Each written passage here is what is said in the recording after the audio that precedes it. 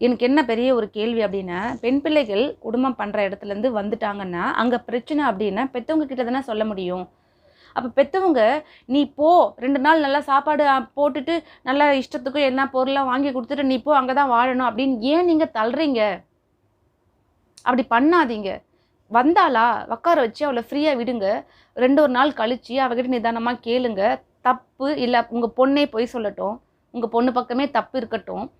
நிதானமா கேளுங்க.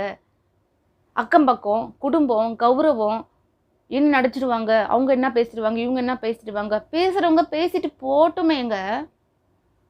இன்னைக்கு அவங்களும் உங்க பிள்ளைய கொண்டாந்து குடுக்க மாட்டாங்க. அவங்கலாம் துக்கம் விசாரிப்பாங்க, கூட இருப்பாங்க. 1 நாள் 2 நாள் இருப்பாங்க. ஒரு 3 மாசம் இருப்பாங்க. அடுத்தது பெத்தவங்களுக்கு தானே அந்த வலி இருக்கும். உயிர் போறது சாதாரண விஷயம் கிடையாதுங்க. போறவங்க போயிடுவாங்க. ஆனா, அவங்கள சார்ந்தவங்க நம்ம இருக்கிறோம் பார்த்தீங்களா? நம்மளுடைய வாழ்நாளுக்கும் அது ஒரு பெரிய ரணம். உயிர் போறது அப்படின்றது நோயில போலாம், வயோதிகத்துல போலாம், எதிர்பாராத விபத்துல போலாம். ஆனா, வயசு வித்தியாசம் இல்லாம நம்ம கண்ணெதிரிலே நம்மளுடைய உயிரான உயிர் போயிடுது அப்படின்னு நம்ம நினைக்கும்போது, நம்மளுடைய வலி அந்த வாழ்நாள் ஃபுல்லும் இருக்கும். நம்மளால நல்லா சிரிக்க முடியாது, நல்லா சாப்பிட முடியாது, நல்லா தூங்க முடியாது. உள்ளுக்குள்ள போட்டு கொடைஞ்சு எடுத்துட்டு இருக்கோம்.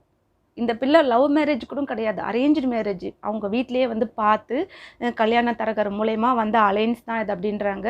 பார்த்து பேசி எல்லாம் 2 உறவுகளும் சேர்ந்து 2 குடும்ப உறவுகளும் சேர்ந்து நடத்தி வச்ச கல்யாணம் தான்.